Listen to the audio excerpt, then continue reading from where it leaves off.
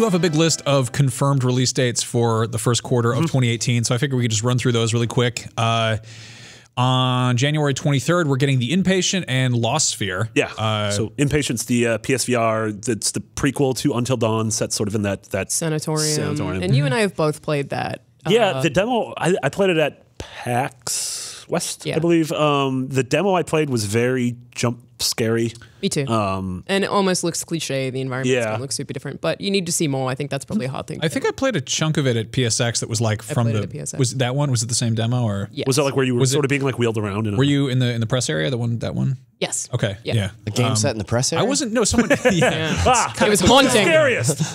No, but I wasn't being wheeled around in the mine, so I don't know what. Is that the same thing? Maybe it was a different demo. No, I was in a wheelchair. Yeah. But maybe they had multiple demos. Yeah, the demo I saw, like you were in your room and you were walking around and checking stuff out, and they kept bringing bologna sandwiches and you can eat them. You do that thing where you pick up the bologna sandwich. Yeah, so like that's what I'm saying is I think that there's a lot more kind of that they're like early demos are frequently very stripped down. Yeah. True. I don't. Again, I think the setting is. I kind of hate mental hospital settings. It's a little rote. Yeah.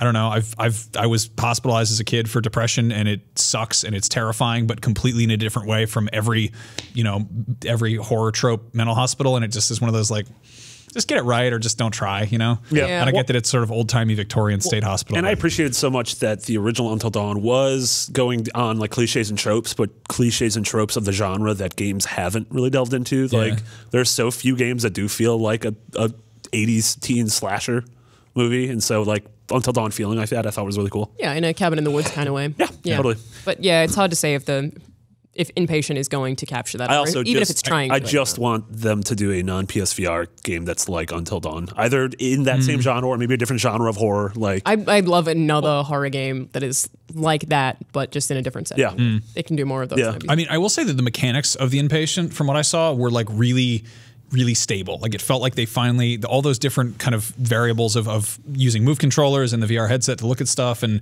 all the ways you can go about interacting with a game, that felt the most like picking it up and just suddenly knowing what I was doing. I think you can also play it with DualShock, just with DualShock. Yeah, so you have both options, which I think is important. You can use voice too.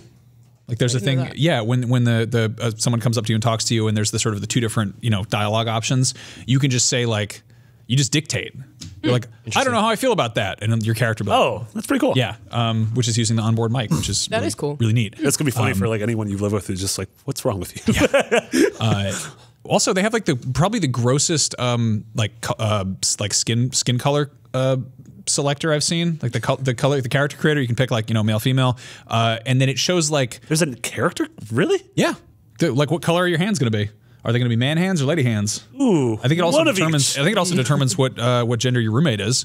But like it's the way you pick the skin color. Normally it's like just like a nice kind of like makeup palette, like a bunch of swatches. In this case, it is like looking at your hand through like a magnifying glass. Like when it's just really gross and you're like, oh, cool, pores and hair. I don't need to see that. That seems on brand for a horror game. Yeah, that seems good.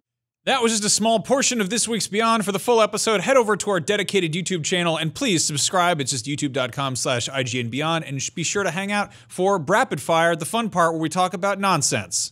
See ya!